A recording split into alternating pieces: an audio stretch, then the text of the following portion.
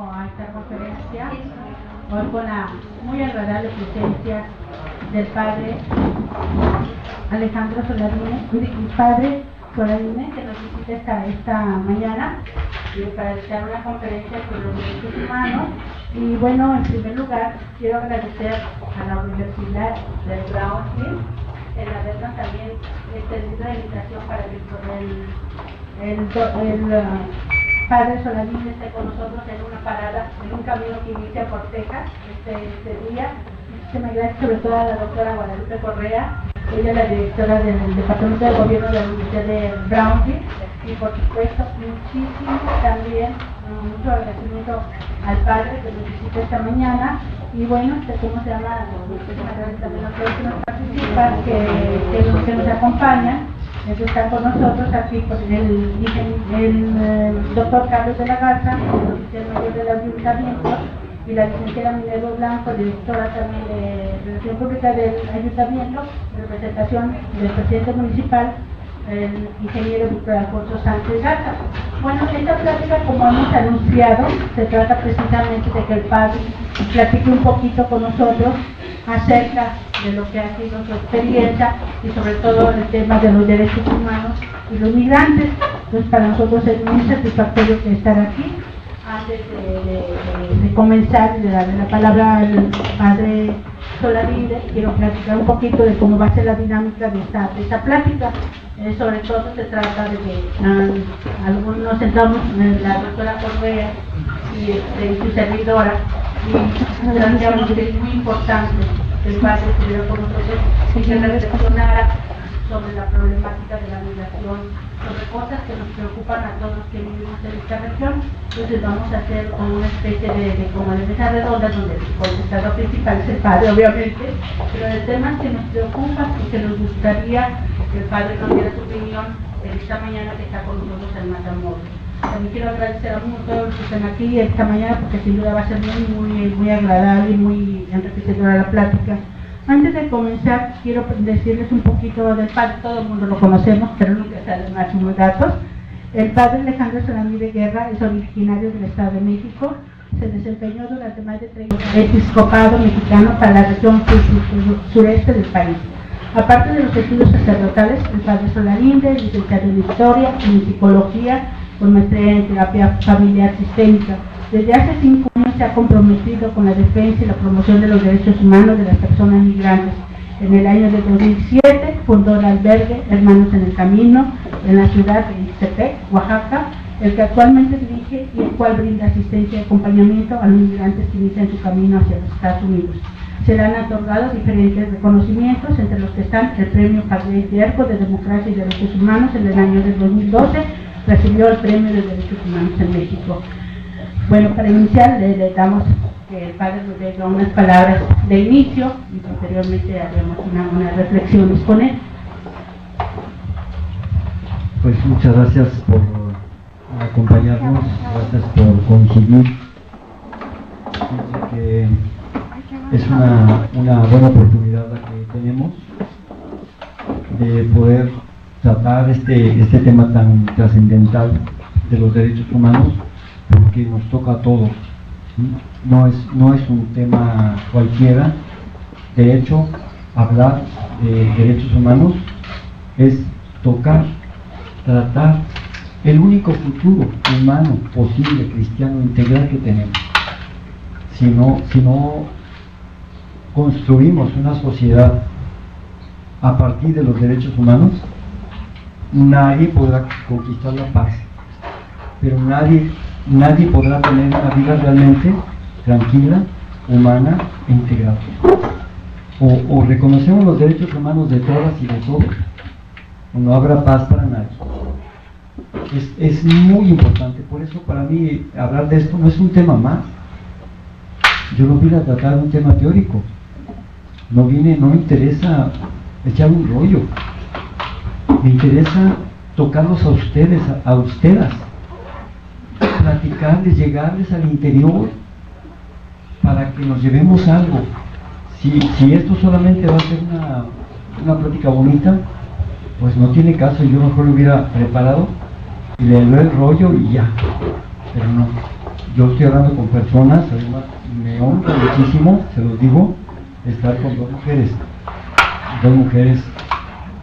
preparadas, catedráticas, autoridades en lo que son, y que además son sensibles, involucradas en esta esperanza de que nuestra sociedad, nuestros espacios, nuestro México, nuestra frontera norte, de verdad mejore y podamos superar muchas cosas que tenemos ahora, que no debiéramos tener, pero que se han dado y que es un hecho. Y bueno, aquí estoy con ustedes, de verdad, un gran gusto. Quiero que tengamos confianza, vamos a vernos como lo que somos, una familia, y vamos a tratar de aprovechar este momento de coincidencia que será único, no habrá otro momento ya como este. Muchísimas gracias. Le voy a dar la palabra a la doctora Guadalupe Correa, que inicia este diálogo con el padre. Muchas gracias, Cirila. Todo esto empezó como un intento de, obviamente el título de la plática tiene que ver con los derechos humanos, con las libertades. Me gustaría un poco más ahondar por qué la migración indocumentada en su paso por los Estados Unidos es un problema de derechos humanos. En Estados Unidos, y mi padre siempre lo ha dicho, que los migrantes indocumentados en los Estados Unidos es un problema humano, él siempre lo ha dicho. ¿Por qué? Porque ellos, con el dinero que ellos ganan con sudor y sangre, se va las remesas se van a México, y ese dinero lo ocupan las clases privilegiadas para irse a Las Vegas y finalmente por la desigualdad que eso tiene que ver, las condiciones en las que viven en los Estados Unidos. Ahora bien, ahora estamos viendo una nueva dinámica en el sur de la frontera México-Estados Unidos, por México, por Centroamérica. Están pasando cosas y quisiera que el padre nos contara un poco sobre su experiencia, Hermanos en el Camino. ¿Por qué es un problema de derechos humanos? Los Estados Unidos tienden a tratar el problema de la migración indocumentada como un problema de seguridad nacional y lo repiten una y otra vez. Precisamente ahora que se va a pasar la reforma migratoria norteamericana y el debate es esto. Es una cuestión en Estados Unidos, es una cuestión de seguridad nacional, cuando siempre ha sido un problema humano, un problema de derechos humanos. Y entonces quisiera que el padre nos pudiera platicar por qué es un problema de derechos humanos y cómo podemos platicar con las autoridades norteamericanas, qué tipo de diálogo debe tenerse para comunicar este mensaje.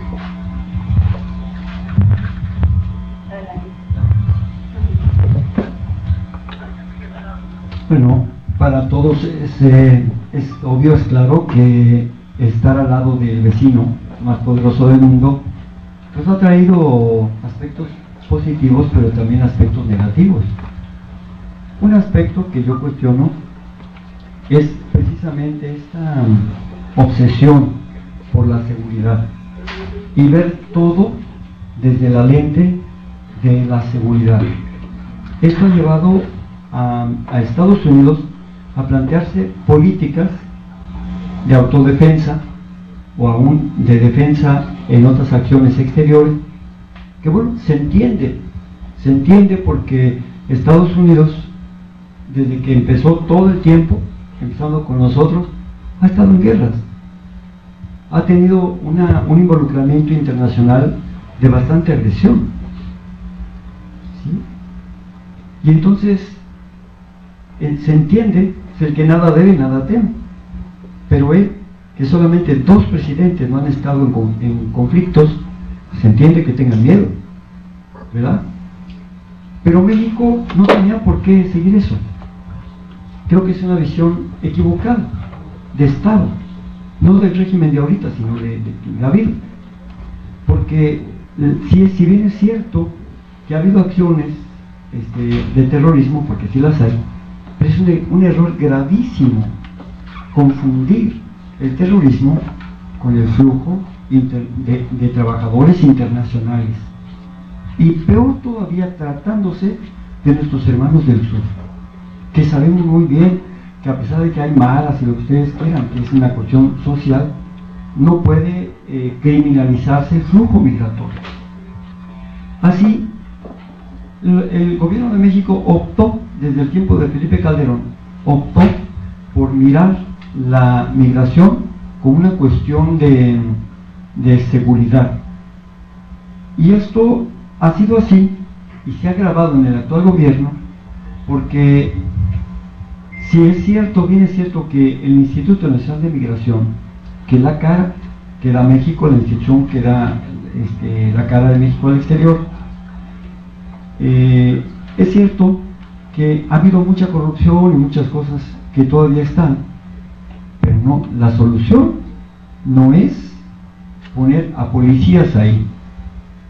Nosotros hemos dicho, cuando digo nosotros, nos referimos a las 66 casas del migrante, a las organizaciones preocupadas por los derechos humanos, que son cerca de 100 en México, y de las que han estado más comprometidas son unas 30, 40, hasta 50, que han trabajado con el tema de los migrantes. Cuando digo esto, me refiero a que el aspecto administrativo del INM debe de separarse completamente del aspecto de seguridad, porque eso es lo que la ha corrompido a esa institución, ¿sí? Si fuera solamente una instancia administrativa, como debiera ser, ¿verdad?, para ver papeles, para todo esto, tendría una ventanilla y trataría a la gente pues muy bien, porque van a cuestiones de papeles. Si hay irregularidad administrativa, hay también forma de atenderla. Pero la seguridad es otra cosa. La seguridad debe estar en instituciones de seguridad. Y claro, esto en la práctica involucra varias acciones del Instituto Nacional de Migración que contamina el aspecto de seguridad. ¿Por qué no debe ser esto? El poner a un comisionado como un policía, y al poner como delegados estatales a otros policías en lugares sumamente importantes por el paso de migrantes, como Chiapas, como Oaxaca, como Veracruz, donde tienen que pasar los migrantes, y darles este tratamiento es inadecuado. ¿Qué es lo que nosotros proponemos? Nosotros proponemos un camino contrario. Si en lugar de haber puesto como comisionado del Instituto Nacional de Migración a un policía, se pone a una persona que tiene una trayectoria en derechos humanos, mejor si es mujer, de verdad lo digo con toda sinceridad, mejor 1000 veces si es mujer, porque entonces va a haber un convencimiento de la causa, una lucha sincera por los derechos humanos, una solidaridad con los países de origen, más creatividad para hacer propuestas, en lugar de poner una contención como la tiene ahorita México, una contención terrible, no necesita muros México, con los que tiene de migración, con eso tiene para detener y regresar cuantas veces sean necesarias a sus hermanos del sur. Pero si hubiera unas personas que de verdad tuvieran una trayectoria en derechos humanos, requete limpiarían el instituto. Claro que sí, porque lo harían en base a una experiencia de derechos humanos.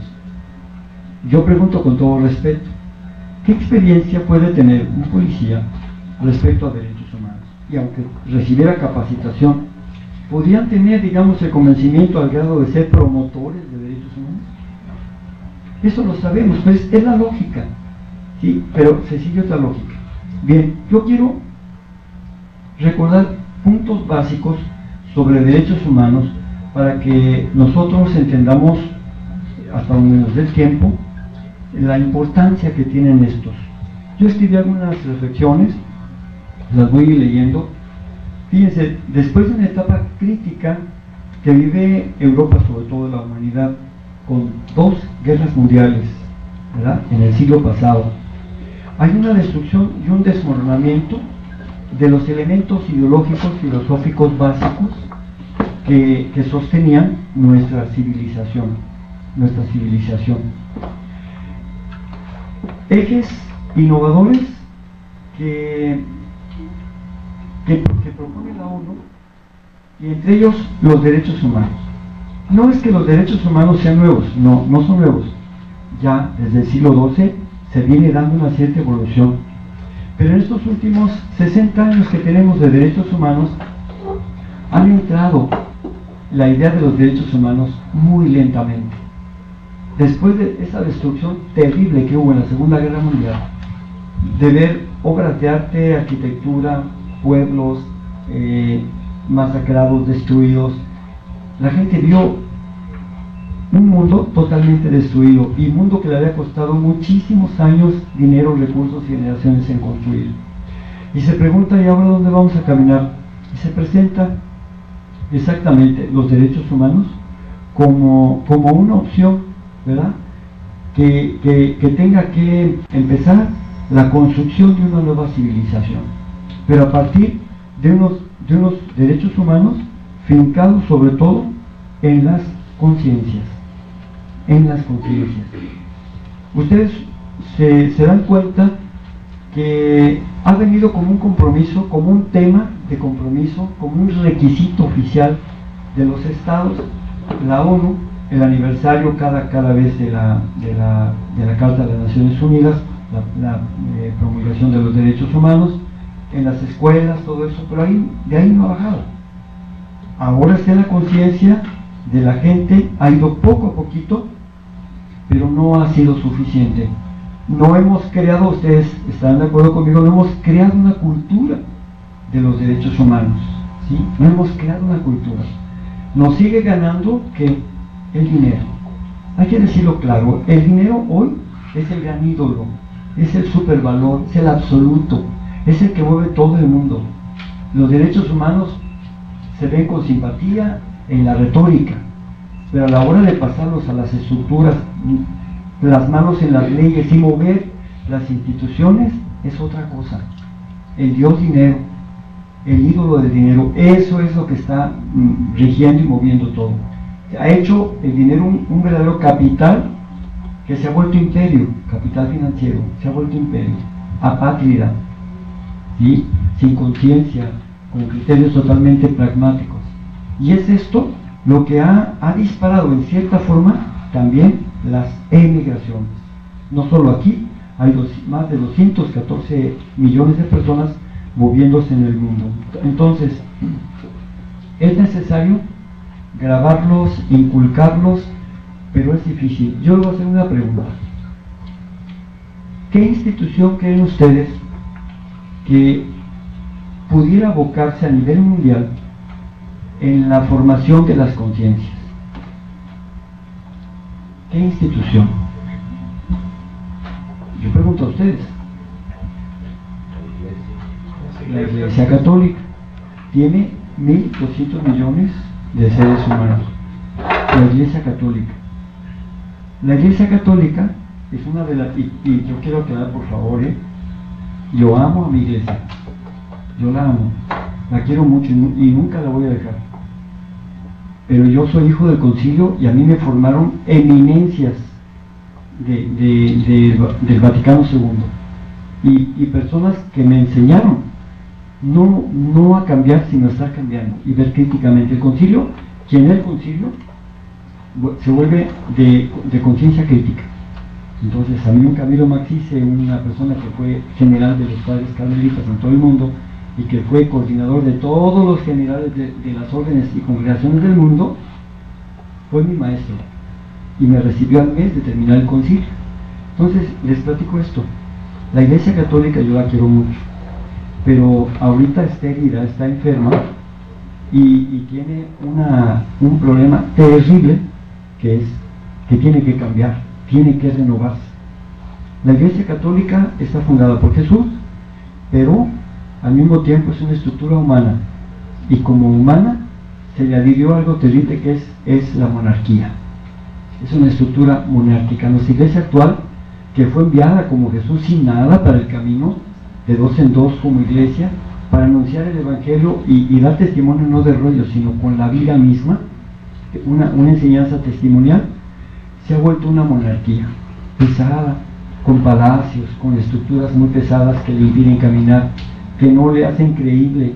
Y yo les digo esto por lo siguiente: la Iglesia Católica es una de las instituciones a nivel mundial que se resisten totalmente en algunos aspectos a los derechos humanos.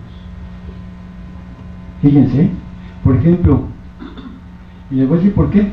Sí puede decir hablar de derechos humanos, parciales, pero de lleno, todos los derechos, así, tal cual como viene la promulgación del 48 en la ONU, no. La Iglesia Católica ha tenido en los últimos años, es cierto, a partir del Vaticano II, de un documento importantísimo que es la Gaudium et Spes, que yo se los recomiendo, Gozo y Esperanza, sientan las bases para el respeto a los derechos humanos, la libertad de conciencia, libertad religiosa, libertades en general, pero en la práctica no ha firmado todavía muchos tratados internacionales, no dije plenamente en ella la Carta de Derechos Humanos. Si en todo debe haber libertad y respeto, igualdad, equidad de los derechos humanos, en tratándose del interior de la Iglesia Católica, no lo hace. Y voy a poner un solo ejemplo para que yo me pueda dar a entender. La Carta de las Naciones Unidas del 48 reconoce la igualdad, la equidad de los derechos humanos y de todas las personas, y así tal cual lo dice en varios artículos,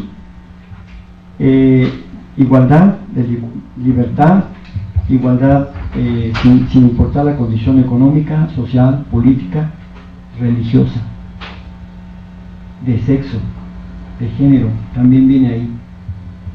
La Iglesia Católica tiene marginada más de la mitad de la población mundial, porque al no aceptar a las mujeres, al no aceptar que son iguales a los hombres, al no aceptar los mismos derechos de los hombres que las mujeres, tampoco está respetando los derechos humanos de las personas. Y entonces esta institución, que en México debiera estar velando por los derechos humanos, es un obstáculo, porque con su solo testimonio está diciendo, tú hombre, sí, tú mujer, no. Por cuestión de género, tú estás impedida para ejercer cosas que solamente el hombre, por cuestión de género, puede hacer. ¿Esto es lógico? Yo pregunto. Y conste, ustedes puedan decir, no, pero es que hay cuestiones teológicas, no hay cuestiones nada, ni bíblicas, ni teológicas, que puedan sostener eso. Solo es una vigencia cultural judía.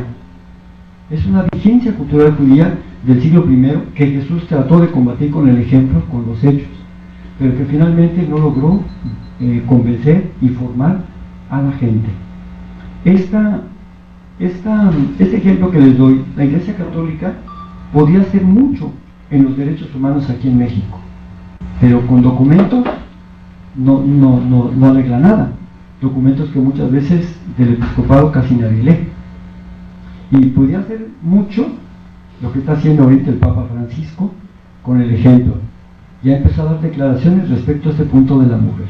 Ya empezó a abrir la puerta, ya empezó a abrir la reflexión.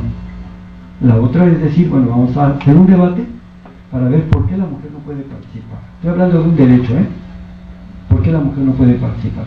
Y se ve como una vigencia cultural, ya digo, judía, el machismo, una visión patriarcal, patrilineal. ¿Por qué? Porque así viene toda la cultura judía, ¿sí? Así viene. Se traspasó a la parte católica, y esa parte católica la absorbió como dogma de fe. Pero Jesús no la vivió, y los primeros años tampoco. Entonces hay un punto ahí importantísimo que la Iglesia Católica tiene que revisar. Y por supuesto, si es que este Papa se le da tiempo, porque es mayor y está enfermo, pero si se le da tiempo, yo creo que lo va a hacer. Si no, el que venga, quien sea, tiene que revisar. Y tendrá que reconocer que estuvo cargando, ¿sí?, con esta vigencia cultural, no de revelación, no es cuestión de la palabra de Dios, durante 2000 años. Y por supuesto que tendrá que pedirle perdón a las mujeres por haberlas excluido, por haber limitado ese derecho, y sobre todo también a la humanidad por haberla privado de la participación y la riqueza que solo Dios ha dado a la mujer. Este ejemplo que yo pongo es nada más la distancia entre la promulgación de los derechos humanos la retórica de los derechos humanos y la práctica en todas sus consecuencias. Los derechos humanos tienen que entrar en todos los ámbitos. No puede haber espacios privativos donde no pueden entrar los derechos humanos. Si las instituciones no se comprometen a crear sinergias, a generar sinergias, que lleven acciones concretas, políticas públicas, ¿verdad?, pero también convencimiento de todos los sectores de la sociedad, no vamos a tener una sociedad en paz. México está fracturado, está fragmentado, México está cooptado por la delincuencia organizada, el crimen organizado está, podríamos hablar de una mafiocracia, podríamos hablar de un crimen donde pues el que manda no es el gobierno, hay que decirlo claro. Yo hace poquito platicaba con el señor embajador de Estados Unidos en México, ahí en la embajada norteamericana, y él hablaba de muros sofisticados, y yo le decía, no, quien realmente dice quién va a pasar o quién no va a pasar, no es ni su gobierno, ni la política norteamericana, ni tampoco la de México, son los cárteles, y hay que ser humildes para aceptar eso. Son los cárteles, ellos son, sobre todo aquí, los del Golfo, los Zetas, son los que pueden decir, pues aquí pasan, aquí no pasan, ¿sí? Y eso lo sabemos. Entonces, ¿esta situación cómo va a cambiar? ¿Por la fuerza? ¿Por cuestiones policíacas? ¿Por contención? No. Esto solamente va a cambiar con el convencimiento, con la educación. Y esto tiene que mediar años, procesos. Por eso los ámbitos educativos son tan importantes. Por eso la Iglesia Católica, fíjense, tiene un papel tan importante que no está haciendo en este momento, porque tendrá que quitar atención del aspecto burocrático, administrativo, cultural o cultualista, hay que decirlo, ¿no? Tendrá que quitarle tiempo a todo eso y dedicarse a acompañar a la gente, a bajar. Lo que le dijo el Papa Francisco no les ha de gustar nada a los señores cardenales, que finalmente los cardenales, con todo respeto lo digo, pues son príncipes. Son príncipes.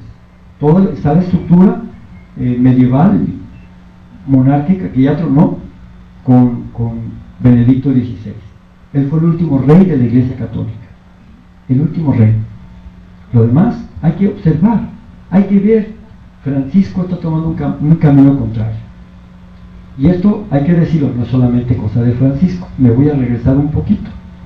Cuando en 1958 nombran a Juan XXIII, él, por iniciativa propia, sin consultar a nadie, le corta la cauda papal.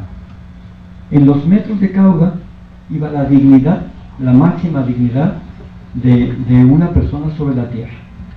Los reyes no podían tener mayor número de metros porque era rebasar la dignidad papal. Y Juan XXIII le mochó la cola. ¿Por qué?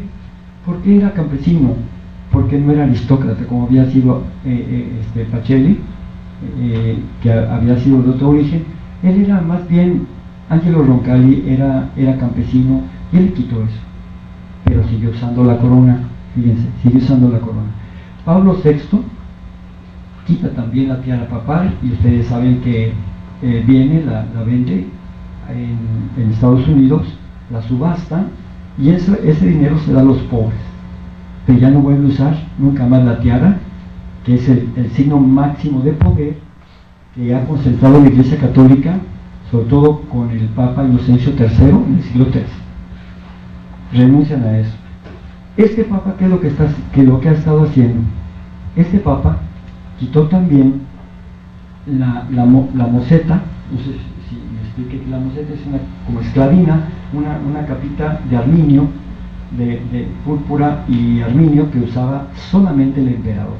Él ya no quiso usarla, tampoco quiso usar el trono, en una silla muy sencilla, ya no quiso usar el trono, y tampoco el anillo del pescador. El anillo del pescador, quién sabe de quién, porque Pedro nunca tuvo anillito, ni siquiera argollita tuvo, el pobre, pero anillo del pescador. ¿Dónde sacaron eso? Él se negó a usarlo.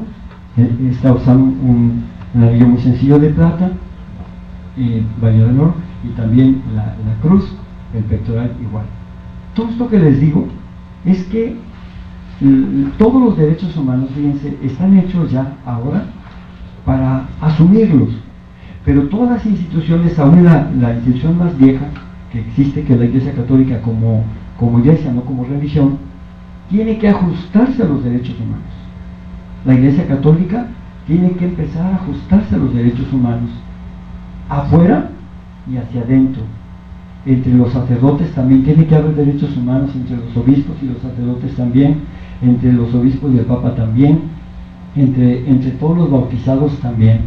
Y una de las cosas más importantes, fíjense, que toca el Vaticano II es la colegialidad, es decir, somos colegas, somos hermanos, compañeros de bautismo. El día de ayer, la misa de ayer hermosísima, permítame que haga una pequeña digresión, en el tema de la segunda carta que toca de Juan, en el Apocalipsis, Juan se dirige a la iglesia diciéndoles, fíjense cómo dice, queridos hermanos y compañeros, coleguitas, compañeros, y fíjense que el dedo chiquito de Jesús, ¿sí? El discípulo amado, y él lo dice de arriba abajo, mis súbditos, o no le dicen a él, monseñor, ¿sí? Es hermanos y compañeros, eso es todo. Bueno, este término del Vaticano II viene muy a propósito con lo que está pasando ahora. Tenemos que reconocer en la Iglesia Católica que somos iguales, porque además así lo dice el Vaticano II, de igual dignidad. Y desde el bautismo, cuando yo digo bautismo, cristianos evangélicos, católicos, todos los que creemos en Cristo, formamos un solo pueblo, estamos llamados a vivir esa igualdad que Jesús nos enseñó. Y ese respeto a los valores como la libertad, la dignidad, todo esto, la inclusión, ahí se tiene que ver, ahí se tiene que ver. Si la Iglesia no es capaz de hacer eso y de contribuir a la construcción, a la reconstrucción del México que necesitamos, entonces, ¿cuál es su misión? ¿Sí? ¿Cuál es su misión? Francisco ahorita, el Papa Francisco nos está dando una gran lección, porque está diciendo que tenemos que volver a la centralidad del ser humano, tenemos que dejar riquezas. Él le dijo a los cardenales, por favor, dejen sus palacios. Yo no se los digo, se los dice él, dejen sus palacios. Y esto es una metáfora para decir que tienen que dejar un tipo de vida para dedicarse a lo más valioso. ¿Qué es lo más valioso? La gente. Los derechos humanos reconocen que lo central de la vida y de todo es la gente. El ser humano es lo más valioso. Por eso el reconocer la vocación, pero también los derechos, pero también las condiciones para que se puedan ejercer plenamente los derechos humanos, esa es labor de todos, es labor de crear esa sinergia. El gobierno, todas las instituciones del gobierno con las iglesias, a nivel que sea, tiene que suponer una coordinación, un interés por el ser humano. ¿Se imaginan? Yo quiero hacerles una pregunta. Imagínense que el valor central y la preocupación central de las instituciones fuera el ser humano, no en teoría, sino fuera realmente en la práctica lo más valioso, que la gente, el ser humano, donde quiera que estuviera, fuera lo que más valiera. Imagínense que en esos espacios fueran lugares donde de verdad a la persona se le reconocieran sus capacidades, a la persona se le pudiera reconocer sus derechos que tiene y que pudiera sentirse la persona a gusto. Imagínense qué desempeño podría tener esa persona. Ya tenemos más de 65 años, 60 años de la promulgación de los derechos humanos de la ONU. Y ahí está. ¿Cómo nos ha tocado trabajo asumirlos y vivirlos y practicarlos? Si de veras lo tuviéramos como prioridad, pues no tendríamos el México que tenemos. Si de veras lo viviéramos dentro de la iglesia, perdón por la reincidencia, pero soy parte de una iglesia, no tendríamos tampoco las situaciones que se viven hacia adentro. Yo le pregunté un día a un amigo que es cardenal y es muy poderoso, él, Giuseppe Bertello, que estuvo en México aquí. Le decía yo, cuando él era nuncio apostólico, le dije, oiga, ¿qué está haciendo la alta jerarquía de la Iglesia Católica, o sea, la curia, humanamente, por los obispos? Y me dice, nada. Y entonces, ¿cuál es la relación? Funcional, administrativa. ¿Se imaginan en la iglesia una relación que no sea de hermanos? Una relación que sea solamente de poder, que sea solamente económica, que sea así. Entonces, ¿de qué estamos hechos? Si en casa no podemos vivir el reino de Dios, entonces ¿dónde? ¿Sí? Bueno, todo esto nos tiene que motivar, nos tiene que llevar a, en primer lugar, yo los invito a releer, sé que ya lo conocemos, pero releer esta declaración de los derechos humanos de la ONU. Hay que releerla.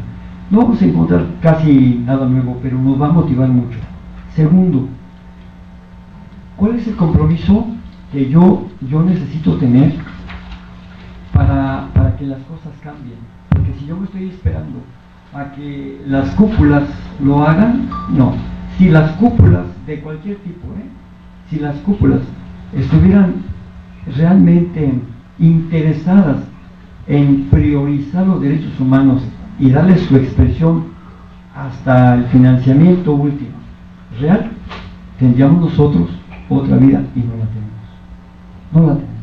Entonces yo quisiera invitarlos para que no fuéramos ingenuos y pensáramos que los derechos humanos es una cuestión teórica o es una cuestión de retórica. No, es una cuestión de lucha.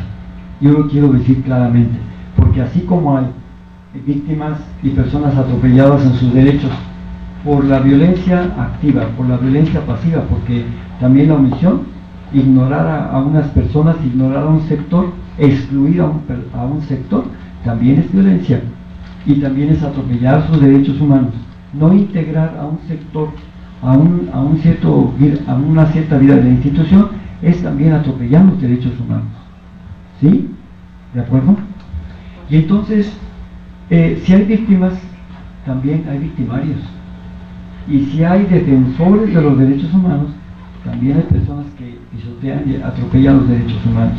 Y si hay personas que valoran a la gente, al ser humano, y que luchan y que hasta dan la vida por ellos, como Jesús, también hay personas que viven de atropellar esos derechos y de lucrar a costa de las personas.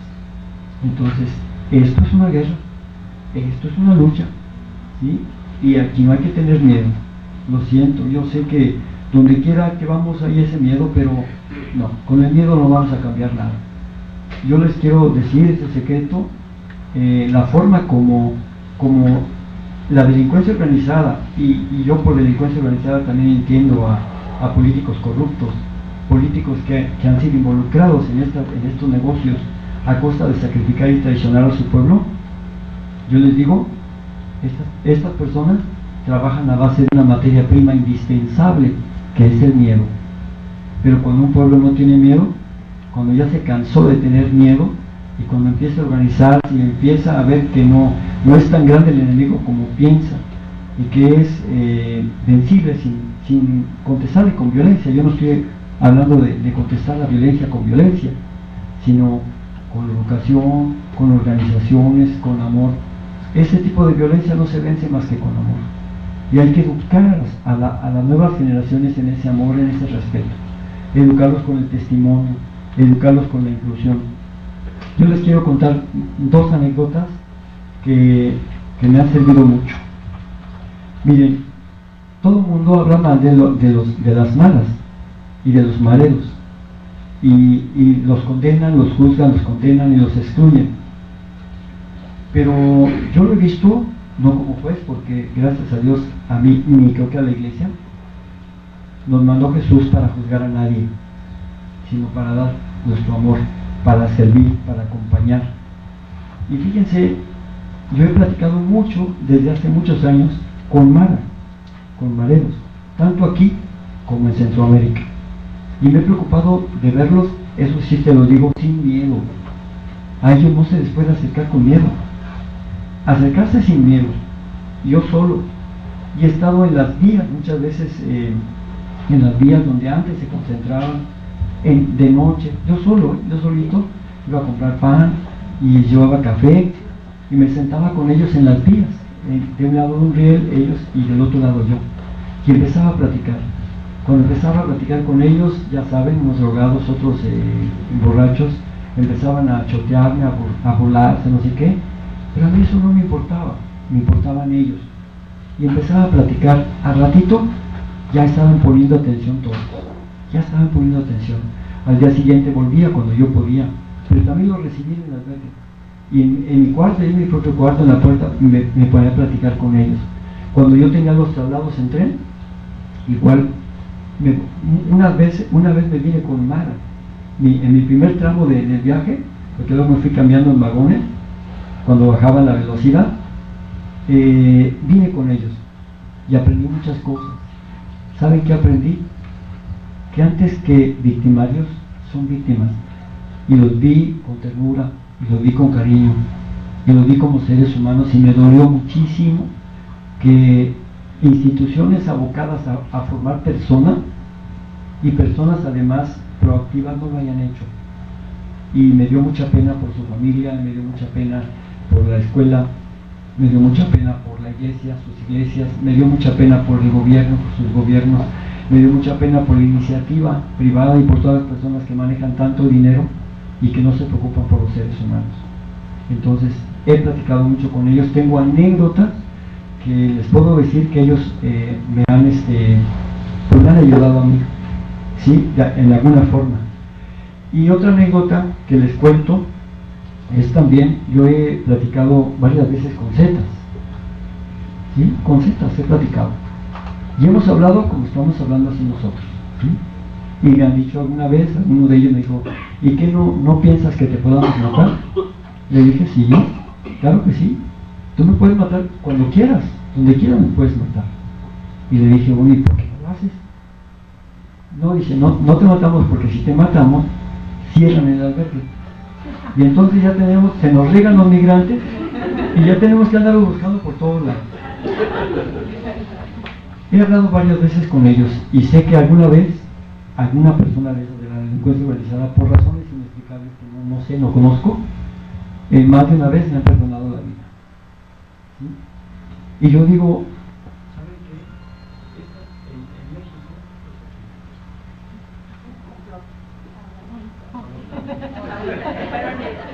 Para que no te oigan.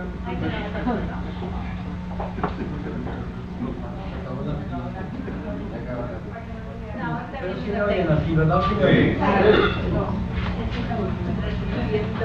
A todas las fronteras. Bueno, yo les quiero decir que cuando yo hablo, fíjense, de construir un país, ¿ya?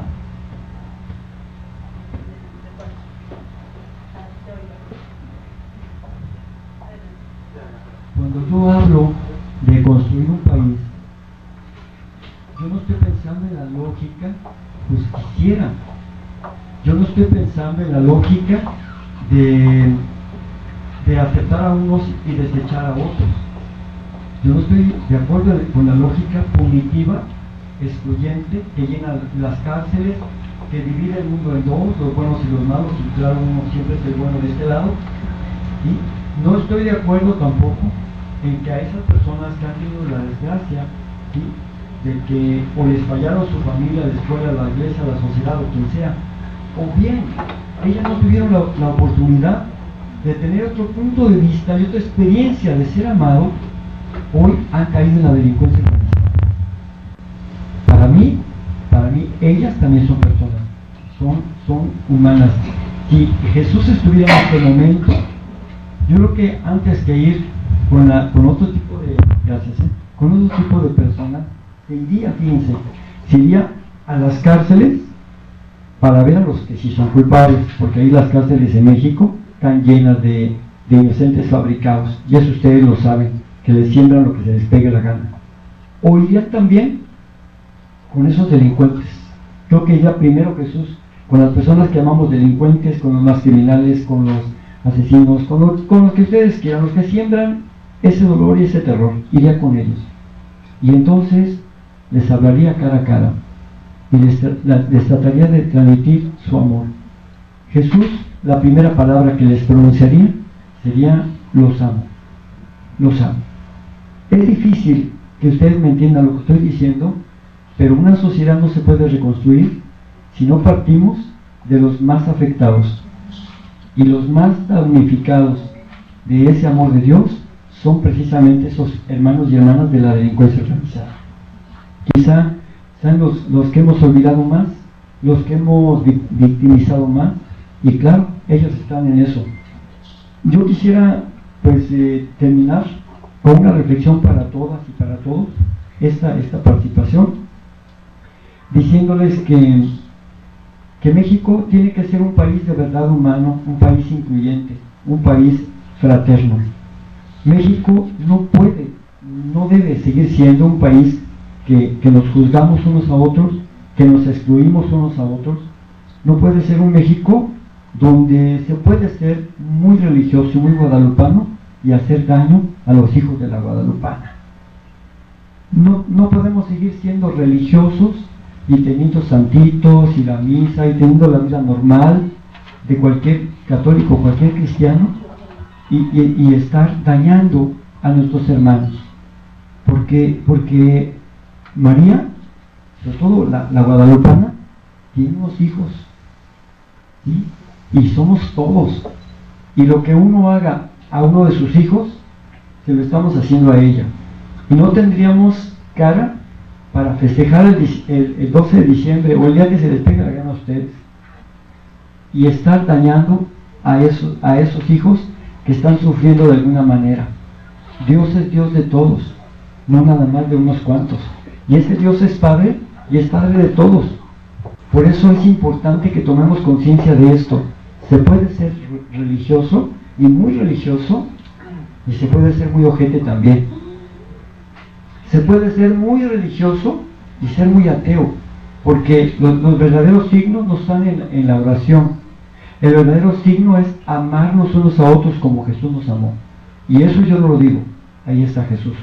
Yo digo que el día que nosotros nos diéramos la oportunidad de leer a Jesús con nuestros propios ojos en la Escritura, veríamos el Jesús que nos ama, pero que nos cuestiona y que nos invita a tomar conciencia de todo esto para que no tengamos la sociedad, los países, las iglesias que tenemos, sino que tenemos que iniciar un movimiento de verdad, de mucho respeto a los valores humanos, los derechos humanos, la dignidad de la persona humana, donde los veamos a los demás no como extraños, sino como verdaderamente nuestros hermanas y nuestros hermanos.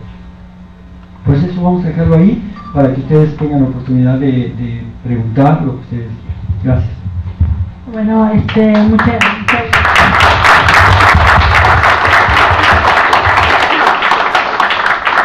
Bueno, muchísimas gracias. El padre está el tiempo muy justo, pero vamos a abrir solo para 2 preguntas, por favor, que sean muy breves, concisas, y luego le voy a regresar también la palabra a Lupita, que también tiene algunas preguntas, y cerraríamos con la reflexión del padre. Entonces, por favor, a quien desee preguntar, que sea muy concreto, por favor. Aquí por aquí hay una pregunta. Adelante. Mi pregunta es, ¿si ha tenido algún eco a sus planteamientos desde hace muchos años de los derechos de los indocumentados en el gobierno nuevo, en el gobierno de Peña Nieto? Si usted ha tenido algún eco y lo han escuchado las autoridades para hacer si hay una modificación en las políticas de seguridad. Sí. A la otra pregunta, por favor. A ver. Bueno, pues si no, yo me atrevo. A ver, adelante. Padre, yo he leído un poco sobre Muhammad Yunus en cuanto a Bangladesh y los pobres de Bangladesh. Él propone métodos empresariales para resolver un modelo social. ¿Usted qué propone para resolver en México un modelo social? Bueno, ¿Lupita? Yo quería que el padre nos dijera qué podemos hacer como sociedad para hacer una denuncia a lo que está sucediendo. Está pasando un fenómeno muy, muy complicado para los transmigrantes que ven en Centroamérica, en su paso por México. ¿Qué están haciendo las autoridades? Y quisiera que, no como un espacio de denuncia, pero quisiera que supiéramos lo que está pasando en la frontera sur de México, y si se está haciendo lo que se tiene que hacer. Bueno, yo para cerrar, disculpe que tome la palabra también, es pocas veces tenemos usted ha trabajado mucho con los migrantes del sur. Estamos en una de las puertas principales de salida hacia Estados Unidos, que es Matamoros, también la parte de Reynosa. Recientemente ha adquirido mucha importancia Tamaulipas, tristemente por los eventos que han acontecido. A mí me gustaría conocer su opinión de usted acerca de lo que está pasando al respecto de los derechos humanos en Tamaulipas, simplemente, y las recomendaciones que podríamos hacer. Por mi parte es todo, y le damos la palabra al padre. Bueno, ¿en qué ha ayudado el gobierno? El gobierno, yo lo aclaro de decir, lo he dicho muy claramente, el gobierno de Enrique Peña Nieto está en su rollo. Y su rollo respecto a los migrantes es la seguridad. Y lo está haciendo bien, porque está poniendo policías por todos lados. Yo un día platiqué, lo digo con Miguel Ángel Osorio Chong, platiqué cerca de una hora en su oficina que tiene ahí en la colonia Polanco.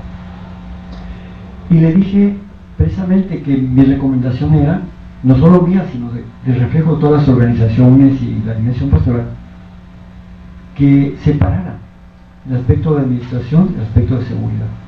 ¿Sí? Le insistí muchísimo en eso, porque hay que potenciar una instancia tan importante como el INM, que es la cara para el exterior, con derechos humanos. Y lo que él hizo fue poner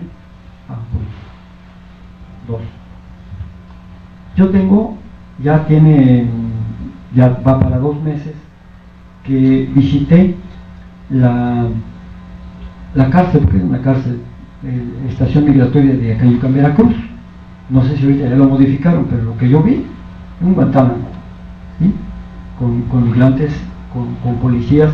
Imagínense una población que puede ser, yo creo que ahí no había más de 30 personas, migrantes, pero había 80 policías federales, ¿sí?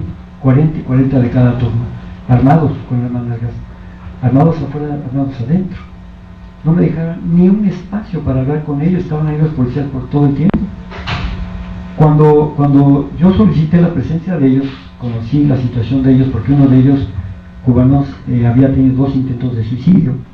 Imagínense venir de Cuba, meterlos ahí 8 meses, 9 meses, en estas condiciones, unas paredes enormes, es un reclusorio, y luego por todos lados escoltado por la policía. Cuando yo pedí, vinieron los 7, porque son 6 cubanos y un haitiano. Llegan, están conmigo, después de platicar, así, hacer una oración y todo, se fueron, porque además son muy guadalupanos ellos, fíjense. Sí, de verdad, los 7 son muy guadalupanos, y se habían encomendado a la Virgen de Guadalupe y estaban impactadísimos, porque una noche antes la habían invocado y al día siguiente voy yo. Pero yo fui no porque ella me haya dicho, sino porque me avisaron que había habido ese tipo de intento de suicidio con esta persona. Yo nunca había ido a Acayucan, Veracruz. Cuando yo voy me doy cuenta de todo aquello. Bueno, terminamos de hablar. ¿Saben qué pasó? Bajan los muchachos y yo bajé, los alcancé a ver. Imagínense, va un policía federal adelante de los 7 migrantes, va otro atrás, armados. Ellos van así, tomando la distancia con la cabeza hacia abajo, como yo los vi un día en Guantánamo. Así los vi. Imagínense qué impactante para mí. Todo eso, yo se lo dije a esta persona, y fíjense, yo pido la custodia y me la dieron, porque por ley no me la pueden negar. Reuní todos los requisitos, me la dieron. Pero dármela significaba concederle a los hermanos cubanos un oficio de salida. ¿Para qué los quiere México? ¿Para qué los quiere retener? Si en Estados Unidos lo están esperando. Estados Unidos es tal vez la única nacionalidad que le da la bienvenida, son los cubanos. Entonces ahí no tiene que quedar bien México y retenerlos y regresarlos a ver a dónde, porque ahí no, ya, ahí son bienvenidos. Y él ahora, hasta ahorita, fíjense, en que no ha dado el oficio de salida. Y miren que he estado yo presionando mucho a la secretaria Paloma Guillén, a la subsecretaria, ¿sí? Ya me ha de soñar la pobre. Pero ella con todo y ser subsecretaria no ha podido solucionar ese problema tan sencillo. El otro muchacho, el haitiano, quiere quedarse en México. Pero déjenme decirles, ellos pensaban que al día siguiente de que me dieran la custodia, se iban a ir. No se han ido, ahí están. Son personas que, algunos de ellos hablan hasta 4 idiomas, como el haitiano. Hablan 4 idiomas. Son profesionistas, son médicos, son chefs, son gente que trabaja y que tienen una familia. Y una familia que está en Estados Unidos. Lo que ellos quieren es simplemente llegar allá. Eso no ayuda. ¿Sí? No ayuda. Porque yo estoy haciendo una obra buena, no estoy haciendo nada contrario a la ley. ¿Sí? Y me han puesto trabas, como esta que les digo. Y yo soy el Premio Nacional de Derechos Humanos. Imagínense cualquier mortal. ¿Sí? Así está. O sea, no han ayudado. Que le pregunten a Estados Unidos si les han ayudado a las cuestiones de seguridad. Eso sí que les preguntan. Paso a otra pregunta. ¿Qué propuesta en concreto habría? Mira, yo soy pastor, no soy economista. Soy un pastor que quiere mucho a la gente. Y yo diría, lo que sí tengo conciencia es que México es un país riquísimo. Todo tiene. De veras, todo tiene para ser una superpotencia no militar, económica, justa. Y yo digo, no lo hace. ¿Tú crees que aquí, entre todos los jóvenes de las universidades y jóvenes, cuando yo digo jóvenes también, ¿tú crees que no puede haber propuestas como para hacer una emergencia de los 56 millones de pobres que tenemos en México? Yo pienso que sí. Pero nos falta perder el miedo, nos falta acercarnos, nos falta platicar, hacer una conferencia, no sé. Pero estoy seguro que en nosotros está la solución. Yo tengo una firme confianza en nosotros mismos. Y sé que puede haber eso. La propuesta está bien. Qué bueno que la hagan los financieros, qué bueno que la hagan. Ya ahorita ya les empieza a remorder la conciencia. A Edwin no. A Carlos Slim todavía no, todavía está tranquila ese hombre. Pero en Estados Unidos ya, ahí empiezan ya a pensar, caray, ¿cuánto más vamos a seguir nosotros concentrando la riqueza, acumulando a costa de producir estos homeless, estas situaciones tan terribles en Estados Unidos? Entonces, qué bueno que lo hagan. La frontera sur, miren, la frontera sur es un lugar, obviamente, donde llegan los migrantes, llegan muchísimos, y como la situación en Centroamérica, en lugar de mejorar, se empeora. La situación económica se va empeorando porque la riqueza se sigue acumulando. Eso no es novedad. Por eso es el capitalismo. Este sistema está hecho para concentrar la riqueza, los monopolios. Está diseñado para eso. Entonces no hay que asustarse, no hay que escandalizarse ni romperse las vestiduras. Ese es el origen de este sistema capitalista. Y fue creado por hombres, no fue revelado por Dios. Por eso hay que tumbarlo, por eso hay que cuestionarlo, por eso hay que crear sinergias y sobre todo la comunidad académica tiene un papel importantísimo en crear conciencia para que se haga eso. No tenemos por qué seguir sufriendo este sistema que en lugar de ayudar a todos va concentrando la riqueza, que vende los recursos de México, de un país tan rico, lo ha vendido todo. Las minas son un ejemplo de ello, cómo están dañando tanto a la población. Y bueno, nos falta nada más que vendan el petróleo, ¿verdad? Entonces la frontera sur es un lugar donde llegan los hermanos de los más pobres de Centroamérica, que llegan por la violencia que se ha vivido ahí, de guerras, de bichos como Ríos Montt, ¿verdad? Que fue terrible ese señor, y los años que tiene no le van a ser suficientes para reflexionar sobre el daño tan grande que hizo a Guatemala, pero también las guerras que ha habido en Centroamérica, guerras que también son de intereses, que también han echado a pelear a los hermanos, y que finalmente han dejado una herida que ahorita más de 21 años no se ha cerrado en El Salvador. Y lo que está pasando en Guatemala, en Honduras, es terrible. Ese país, hermanos, se está vaciando, ¿verdad? Está haciendo cada vez más su emporio el narcotráfico, la delincuencia organizada, mientras La Iglesia Católica, ahí mismo, pues casi brilla por su ausencia. Entonces, se necesita tomar conciencia que en la frontera sur hay un problema humano bien grande, que no se puede solucionar sellando la frontera, sino se tiene que hacer ahí un plan de desarrollo integral, que es lo que estamos proponiendo, fíjate, a nivel regional, un plan de desarrollo integral, que se junten en una conferencia todos los agentes involucrados en esto que debe ser, los gobiernos de origen, tránsito y destino. Estados Unidos dice que sí lo va a hacer, el embajador dijo que sí le entraba. México, también algunos políticos, palabra de político, pero algunos se ha de cumplir, dice que también lo va a hacer.